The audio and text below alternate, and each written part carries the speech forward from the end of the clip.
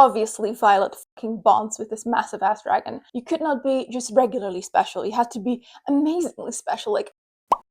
So as you can tell by the title, this is going to be a reading vlog on Fourth Wing by Rebecca Yarros. I know that I'm very late to this party. I know that this book was huge last year in 2023. There's now a second book out, Iron Flame, which is also doing great, but I personally have never read it because the main reason why I was not interested in this book, and actually still am not, is because this book is supposedly about dragons, and I just do not care about dragons, guys. I don't like books about dragons. They're not really like something I'm interested in. However, it's kind of become like the same level of fame in the book talk community, or like in the book space, as A Court of Thorns and Roses and Six of Crows, which is like, they're hard to beat. Like, they've been on top of book talk and book conversations in general for ages. So the fact that there is a book series that is getting the same praise and the same accolades does kind of have me intrigued, but I just don't know how I'm gonna like this. The only two things I know about this book is, one, it is about dragons, and two, there's smut in it. And the only reason I know that is because my editorial director, so like not really my CEO, but like my boss, my manager, we were just talking, and naturally the conversation of romantasy came up. He was like, yeah, I gifted my daughter-in-law Fourth Wing, so I technically basically gave my daughter-in-law smut. And I was just like so shocked to hear that. I was like, am I really hearing the word smut come out of my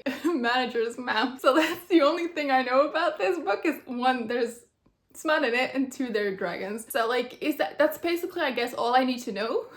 Honey, you've got a big storm coming. I don't have the physical book. I'm going to be listening to the graphic audiobook adaptation because they're magnificent, and I think they might just elevate this entire experience for me. But yeah, I'm just going to be listening to it, and hopefully I end up enjoying it.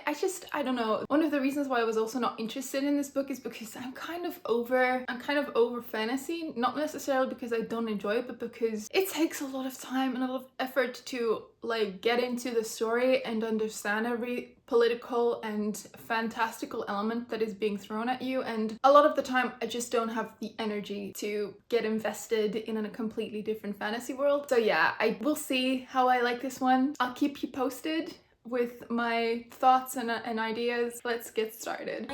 Most successful writers are legacies. Or because we tend to die sooner than the other quadrants. I'm not dying. Dylan speaks for him.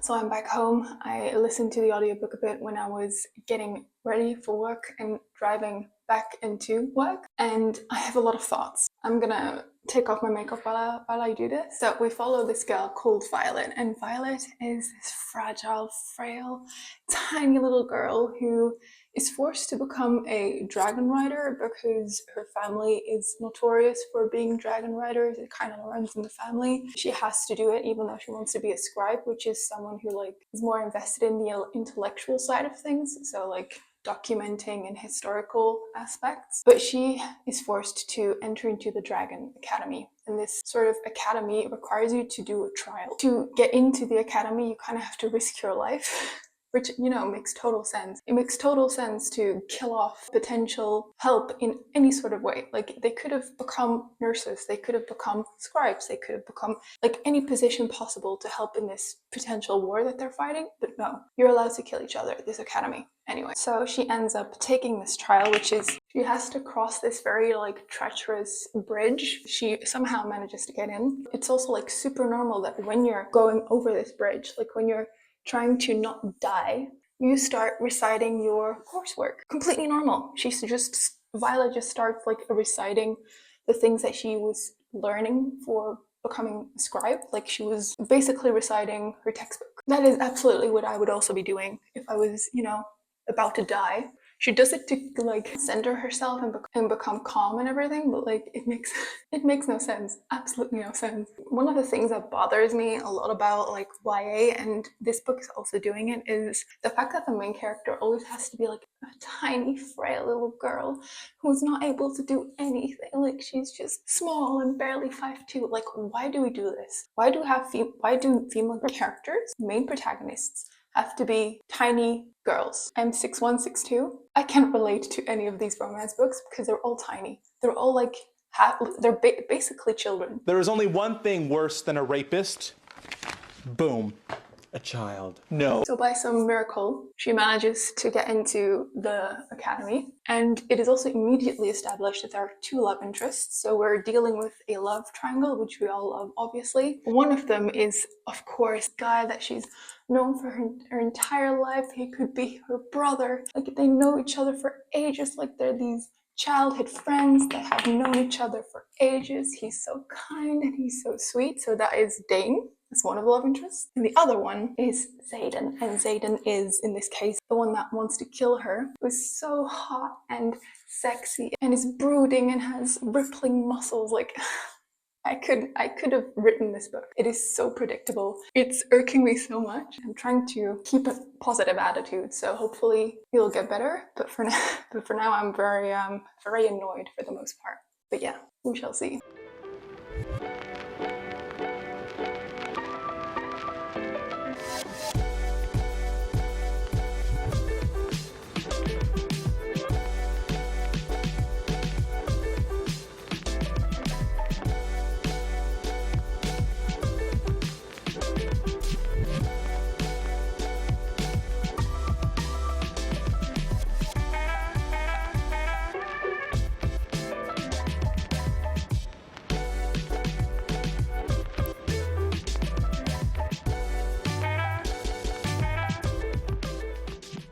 It's a couple of days later, and I'm currently like halfway through the audiobook, and it's safe to say that I'm not having a good time. I feel like I'm rereading a rehash of every single young adult fantasy that I've ever read in my entire life, and that is not a compliment. Like, I'm so done with the savior girl that is like tiny and delicate, but somehow is able to save the world, and then like the love triangle that gets thrown in there. Like, I know that it's a beloved trope, but I'm just over it, and this book is doing everything that I despise in young adult fantasies. Especially like the love triangle is irritating me so much. Dane and Xaden are basically Jacob and Edward, or Tamlin and Rhys, or whatever his name is from Shadow and Bone and The Darkling. Basically, I've already read this book. Like, it's always the overprotective childhood friend that turns out to be not such a good guy when the girl gets power, and then there's the hot bad boy villain that is actually not as much of a villain but just misunderstood. It's always that plotline, and I'm so over it. Aside from that, also, like, this might be a spoiler, the dragons in this universe bond with a particular rider. That's the entire point of joining the Dragon Academy, basically to eventually bond with a particular dragon. Every single year they have amount of dragons that are willing to bond with a rider for that year. Now, one of the perks of being bonded with a dragon is that you receive a particular ability that is kind of exclusive to that dragon. Like, particular bonds will provide their rider with elemental abilities, or with, like in Xaden's case, he can wield shadows because he's bonded with his particular dragon. And your ability all depends on what kind of breed of dragon you get bonded with, but also like the size, the overall like stamina of the animal will determine what ability you get. So say you get bonded with a smaller dragon, your ability won't be as great as if you were to bond with a huge dragon. Now you can already tell what is going to happen. So at a certain point in the book, they're talking about like the pool of dragons that are willing to bond with riders for that year. They say, yeah, they have a couple of brown ones, a couple of orange ones, and there's also this massive black dragon, this massive, huge, powerful dragon that hasn't bonded with anyone for at least 5 years. He's probably not going to bond with anyone, but he's also part of the pool. Obviously, Violet fucking bonds with this massive ass dragon, which I already knew. I could already predict it. The second that they mentioned this huge ass black dragon, I was like, okay, Violet's gonna get this one. And you'd think that would be special enough. You'd think that getting the biggest dragon of the entire academy would already warrant you to be more special than everyone else. But no, our fucking Violet, also bonds with another dragon. So she does not bond with just one, but 2 dragons. And the second dragon is a dragon she's not even supposed to be bond with. Like, it's a dragon that does not do bonds. It's like a smaller golden dragon. It's like a little hatchling baby. And I'm like, seriously, you could not just pick one dragon. You pick 2. You could not be just regularly special. You had to be amazingly special. That is what annoys me so much. I'm ordinary, but I turn out to be so special. Like, come on, I just give me something fresh, give me something new. But no, this is this is every single YA fantasy that I've ever read,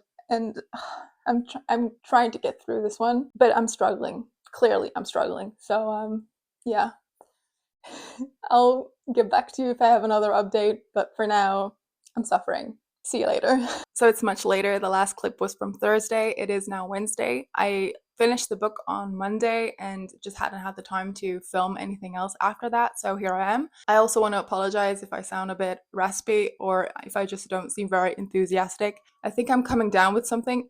But maybe like my lack of enthusiasm is also very emblematic of how I feel about this book. So basically, to like give you a very short synopsis of what still happens in this book without spoiling everything, because maybe by whatever chance you're still willing to read this after my review. So I don't think I've ever explained why Xaden and Violet are considered enemies. Xaden is the son of someone who was part of this rebellious group that rebelled against the government. And back in the day, they were all executed for their crimes. But every single child, so if you're like a son or a daughter of any of these rebels, you're basically forced to enlist into whatever the government requires you to do. So in Xaden's case, and a lot of the people at the academy, they're forced to become dragon riders to serve the government and in that way kind of make up for the crimes that their parents did, because that is how justice works. The way that Violet comes into this entire ordeal is because her mother was the person that ended up executing Xaden's father. So that is why they're supposedly enemies. This is my biggest gripe.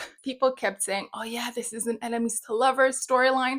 No, it's not. What we learned is that Violet's dragon, the one that she, like the big massive black dragon that she bonded with, is actually mated to Xaden's dragon. And in this universe, it is so that if you, as a dragon rider, have a dragon that ends up dying, you'll also die because you're emotionally and physically linked to this dragon, so you end up dying either way. But if your dragon is mated with another dragon, so if they're partners for life, it is very likely that if one of the dragons dies, the other one dies too, because they're romantically linked, they cannot live without each other. So what ends up happening in this case is that Xaden and Violet are linked for life, because if either one of them dies, they'll also die. So basically they're not really enemies. Xaden and Violet are kind of forced to protect each other because otherwise they will also die themselves. There's never a point in the book at the start where they're actually hating each other. Like most of the time Violet is just completely gawking after this guy and thinking how hot he is. So what ends up happening is because Violet and Xaden are forced to kind of work together because they're protecting each other, they start developing feelings. And I will get to the smut because I have a lot of thoughts about the smut. What ends up happening is Violet starts falling for Xaden, and then they go out on this mission together, and it turns out that Xaden has been lying to Violet this entire time. He is betraying her because he had been working with the enemy, and the enemy in this story are like the Griffin Riders that are like the polar opposite to the Dragon Riders. Now the reason why Xaden is working with these Griffin Riders is because he's actually eliminating a larger threat and he's trying to save the world. There is a larger mythological threat. They're called like the Wyvern. They're like sort of these dragon-esque creatures that have been considered up until this point a myth, considered folklore. They're not considered real, but it turns out that they're very real, and they've been causing tons of attacks across the entire world / nation or whatever this world is, and the government has been covering this up. Like they've not been reporting on this at all. At the academy, there's no mention of these wyvern attacks anywhere. So basically they're pulling a there's no war in Ba Sing Se. There's no war in Ba Sing Se.